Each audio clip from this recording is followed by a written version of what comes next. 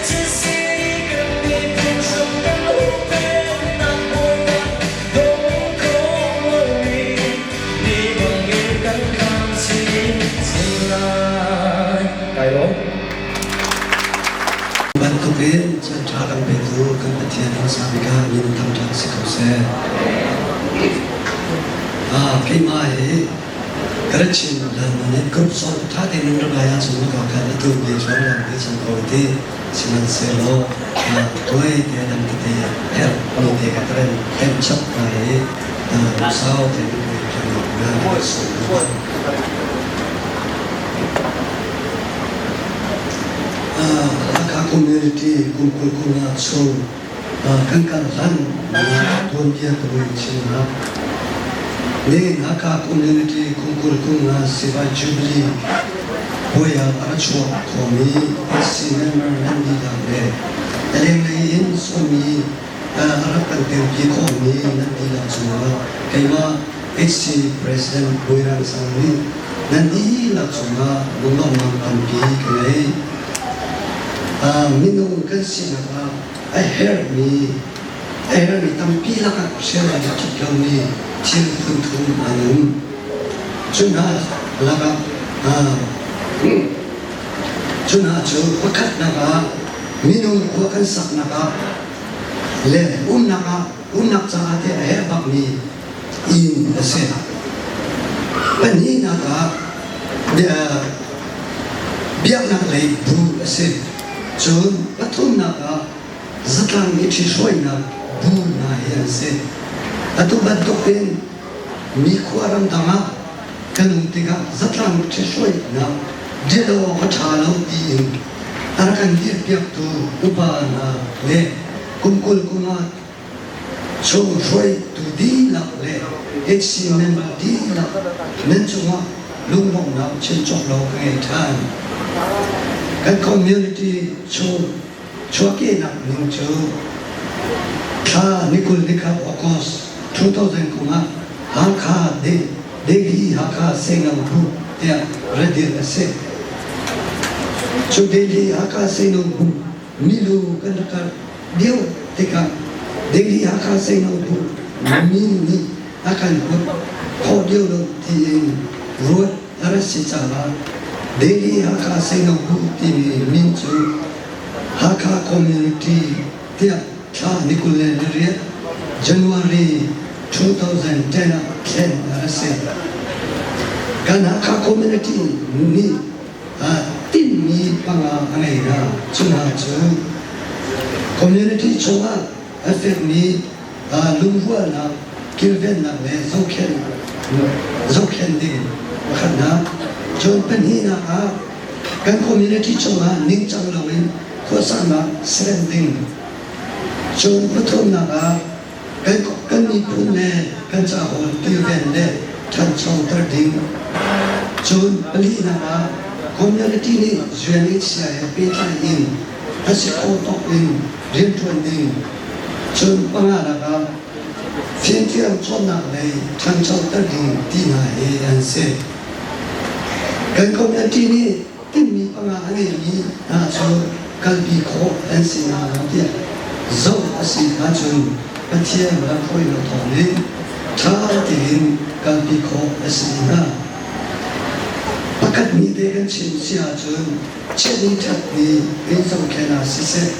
duy lệ bên tai nào sẽ kan community chu ni hoi bai na kun ti ga tron ho kan ni la ni si se chun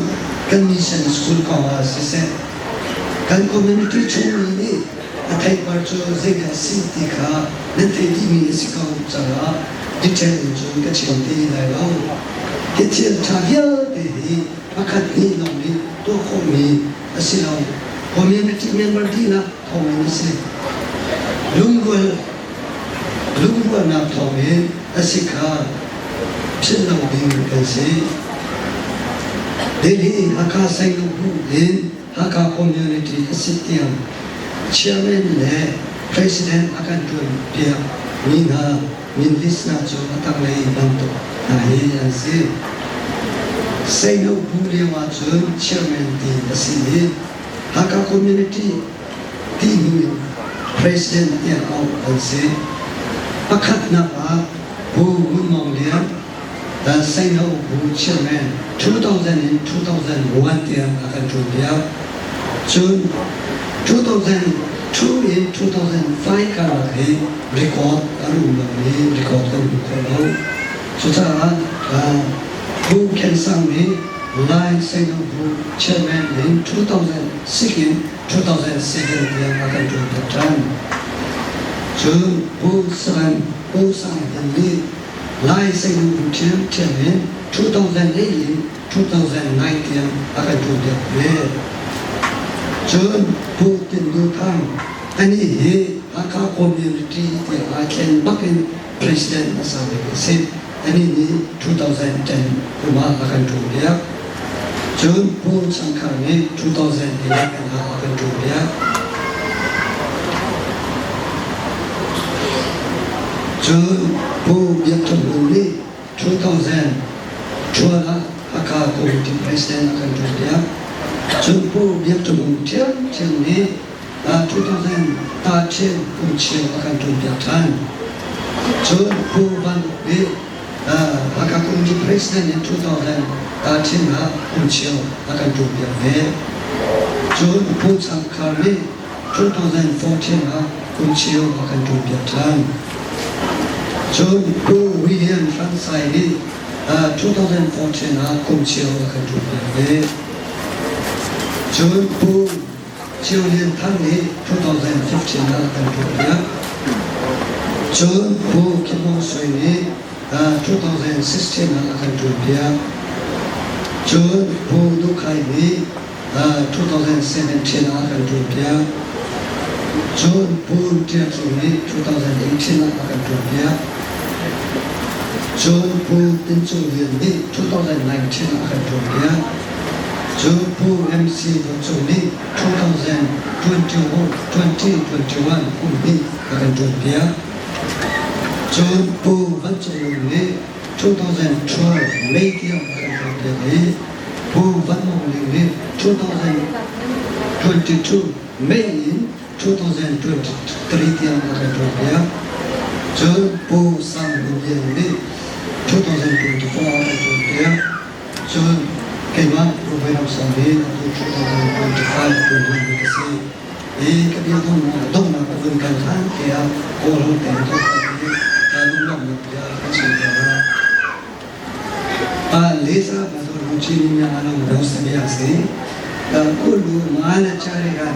seluruh akak community desanya pi itu karena macam ni aceh lu lebih lucunya budaya jadi beca lo itu jesunya pun sebenarnya lucunya siasi kawasannya community di mana kawasannya seluruh chicken jadi coba cek dong cuma akak community bukan ini juga lesa soal dulu kalau me cuma jubilee biasa dosa me cing awal beca bayar jauh soalnya cuma sekarang sudah biasa no mate lucin jauh tu itu aculah itu dia mulai kumpul macam akak communityช่วยมาทำช่วยเราอาการเดียวกันตัวอาการคอมมูนิตี้เมมเบอร์นั่นดีนะทอมเล่ช่วยตัวซาที่นี่ส่งมาทอมเล่กันเดียมีกันตะเชียนนี่คุณนักเทนนะมีเรื่องการมองดังตีอาการมันตั้งข้อนักเรียนสิคุณมาชมลูกรวนตีอาเชียนตัวนั้นท่าเชิงกันเรียนจ้างมาตุกตีกันไม่เลยใจมาลุงรัวที่ก็เชื่อถือนะจ้าชินเรื่องคนที่ชวนเป็นดึงเองกันตัวเนี่ยที่เป็นกับที่กันที่ชวนสงสารโคนามุสิที่ก็เดียร์ขนมกันที่นั่นฮัลโหลนงไหนข้าอันมาพุ่งปากขานรักโคเราจะขันอันมินกันวันเอาติดหน้าขันอันมาให้ไอในเนี้ยบิดมีชงขาร์มาเพ่งทั้งคนกองในขันมันรักโดนเปียกนานะหาเดินขาอุปนักให้กำลังกันส่งกันดูให้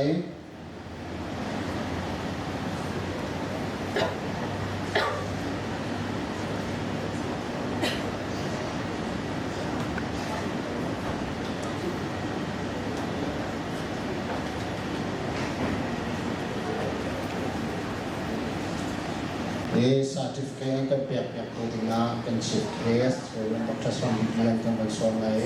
ช่วงอาจารย์ทำงานเป็นหลักเกิดเสนาจนหาก community president เชิญจำเป็นถึงท้องถิ่นและเป็นที่อื่นท้องถิ่นและปังอาการหลักเกณฑ์รีคอร์ดค่า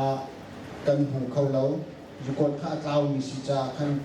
คิดว่าการลักที่อารักตัวมี president ค่ากันเทลมีองค์ส่วนหลายคนในการรับเทียมหนักให้การมือจ้างฝากมอลเล่ในเทียมมาลงมาวันดูมินาสุเอมีหักขาเซนเอาบูลายเซนเอาบูอารักทกอาเดียมี president กันรับจวนเปียกมุสาริตูบุญมองเรียนสัตย์ไปการดินวันสองนี้ชงคัดในเรียนบิดเรียนนั้นรักหลักเปียกหนัก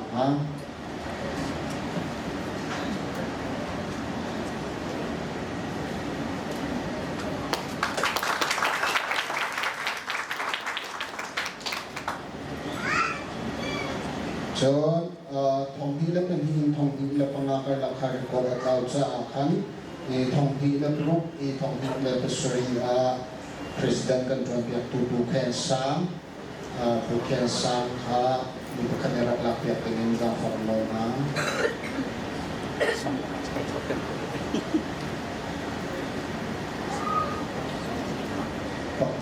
แทนนั้นประกันเอาดูวันหลักเปียกเอานะ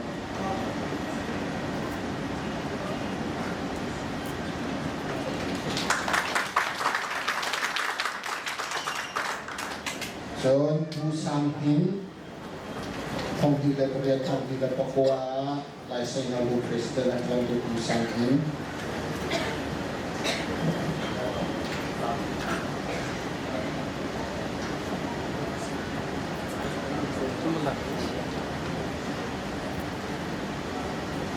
ผู้สร้างหินที่เอาได้รับหลักแบบนั้นผู้สร้างหินในแถวนี้ก็ต้องในวันหลักแบบนี้ก่อน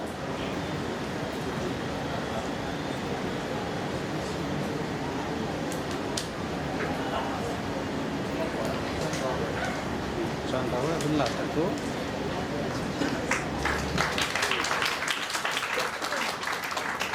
Sampingnya ini lah. So, Hakka Community President Masadik Putin Lutang saya cakap dengan yang ini Allah berkata.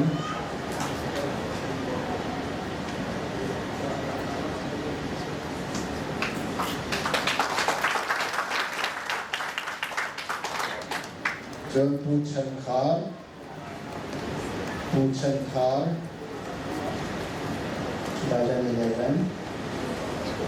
Hakka Community President 2011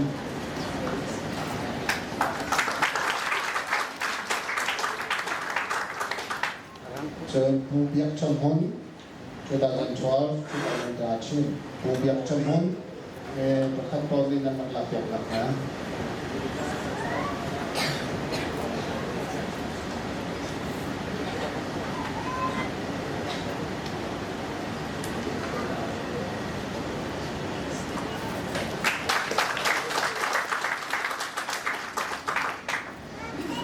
John Pu Van Uk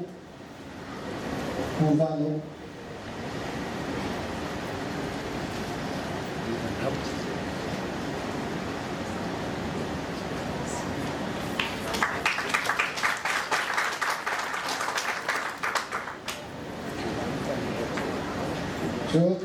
William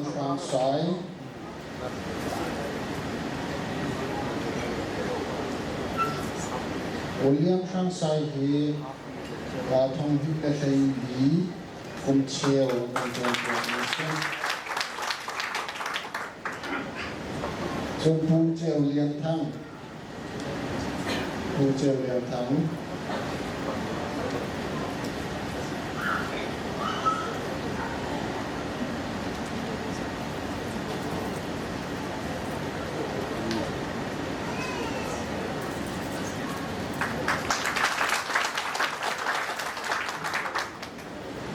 Kim Mong Sui, selain Kim Mong Sui,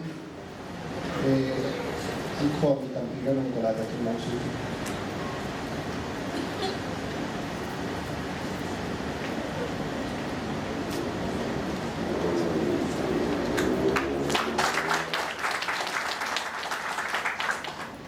John Putu Kai,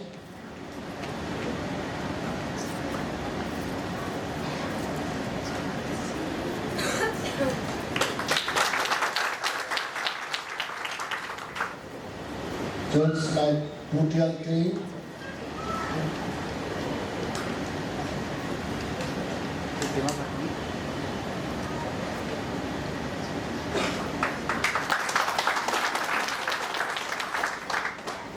John Putin Chunglian,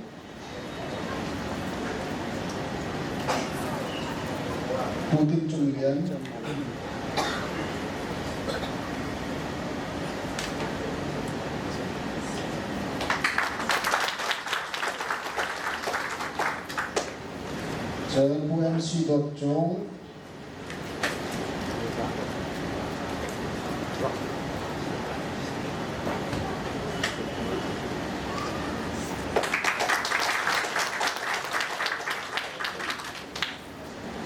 John Pu Van Chung Nung hi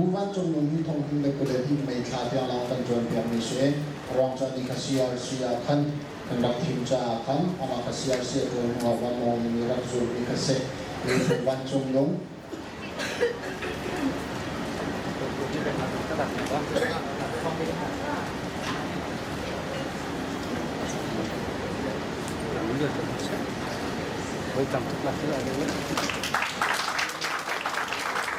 Pu Van Mong Ling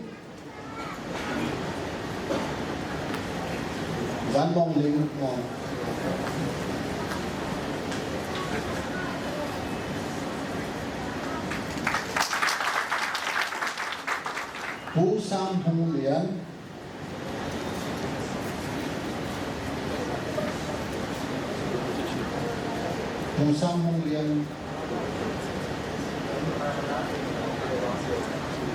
Achung lakhat ni ano pipa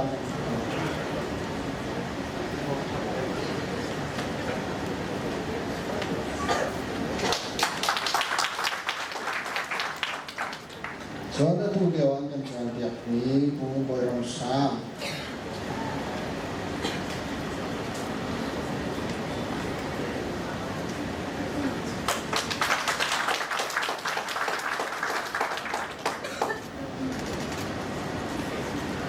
Long nakabikan ngay.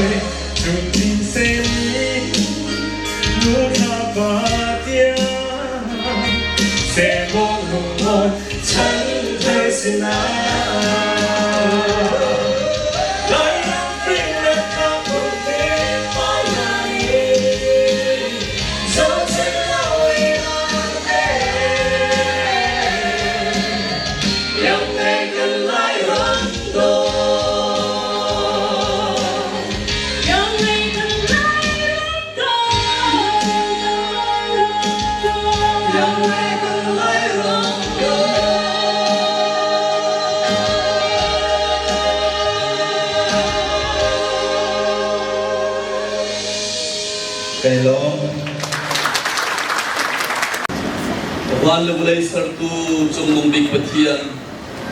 tot nak tinggalkan doi san fa nak tinggalkan san fa i Delhi ku asami lani pun hakha community chunga adalmi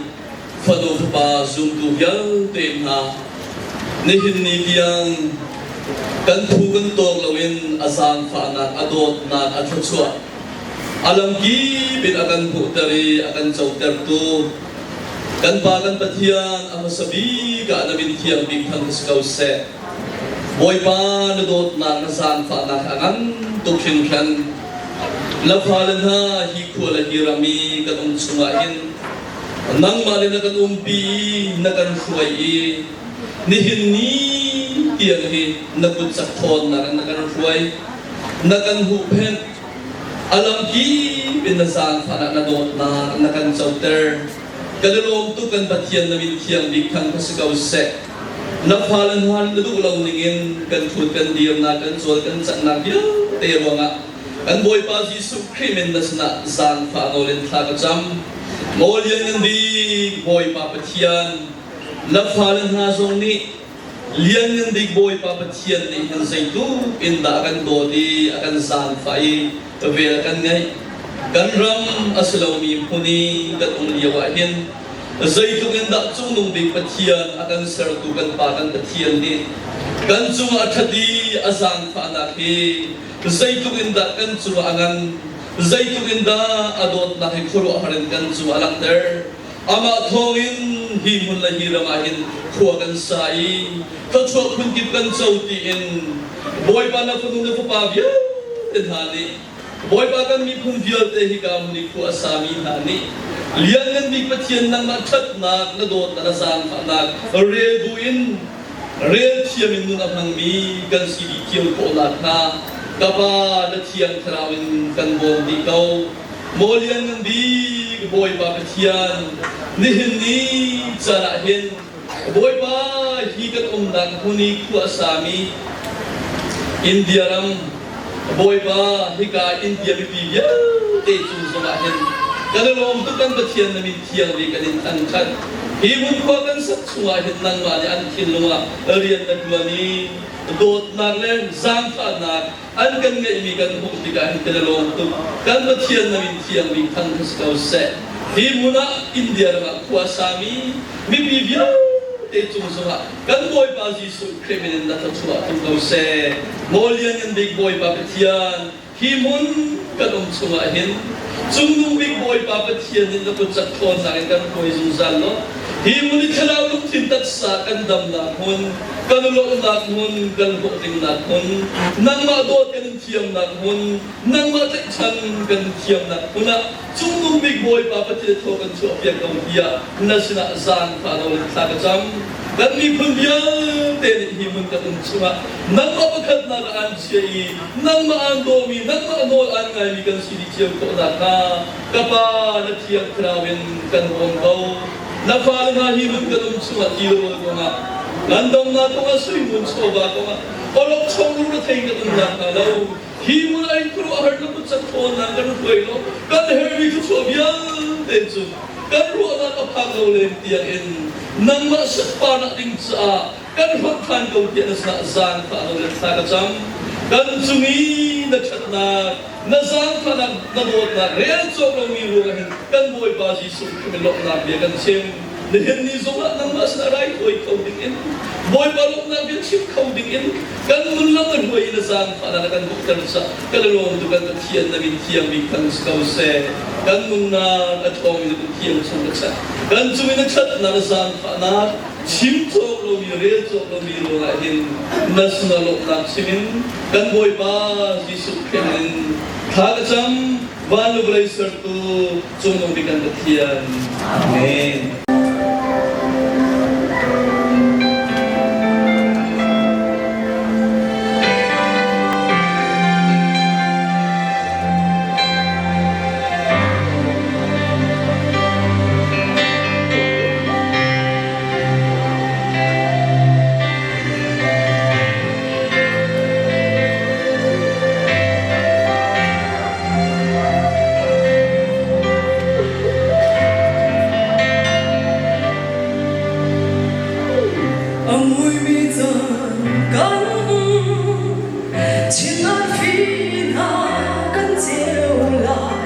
mi phun kip rom kip in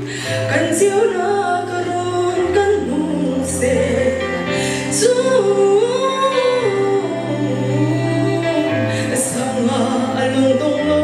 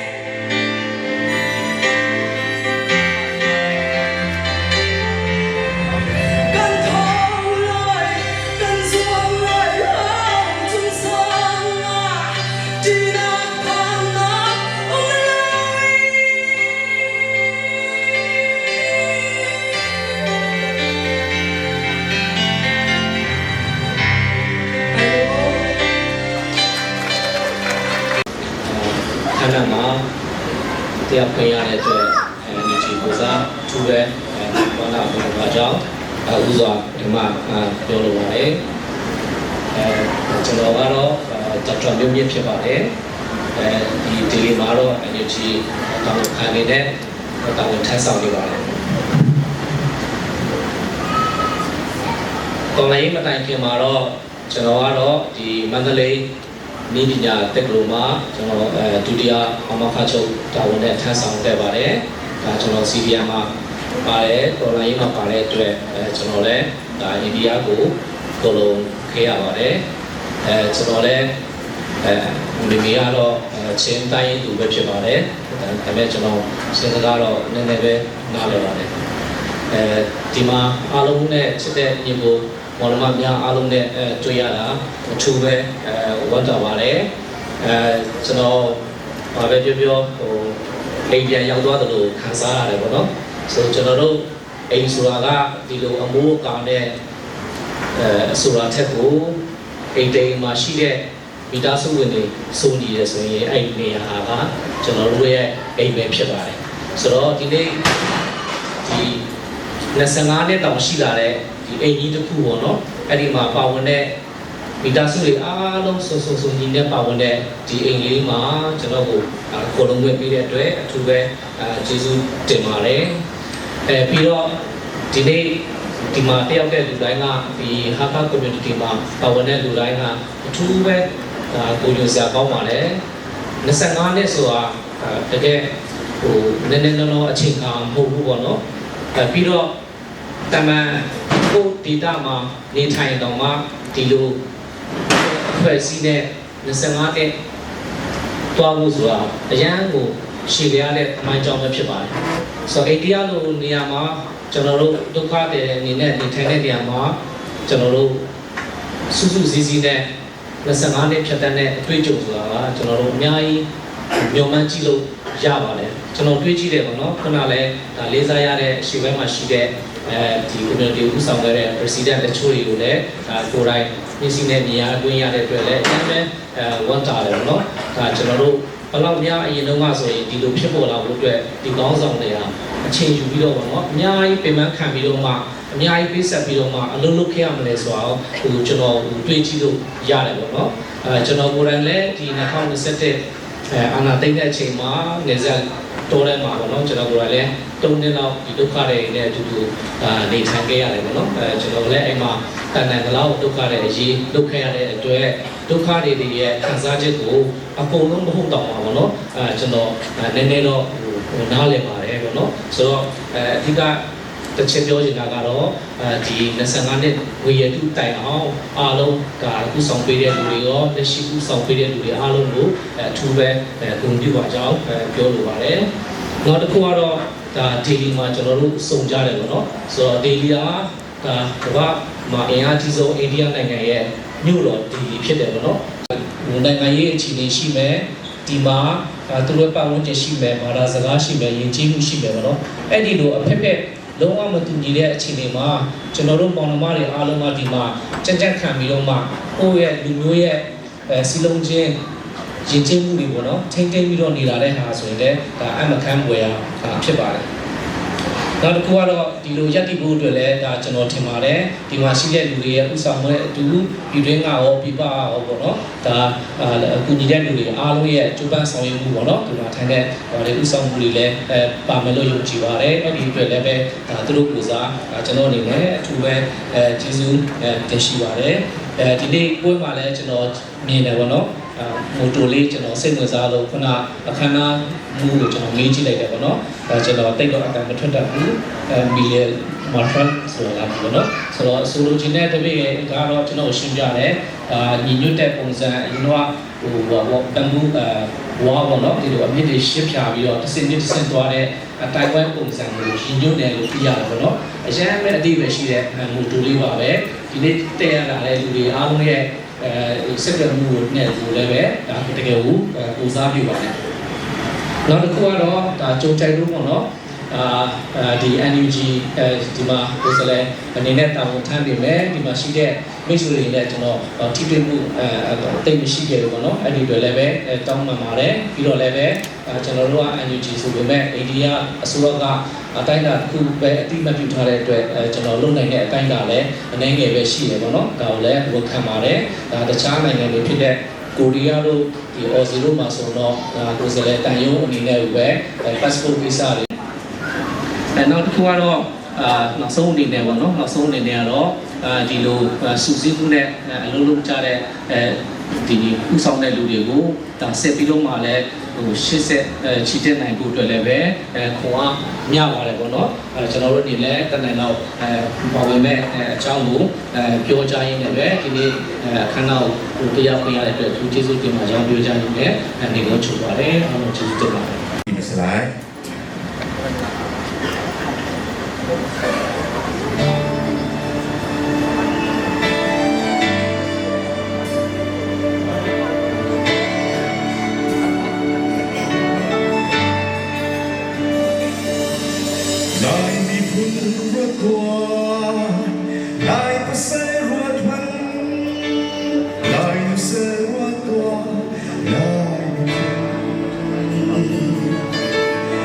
Sang mi ang tang, ho thuk ni ang tang.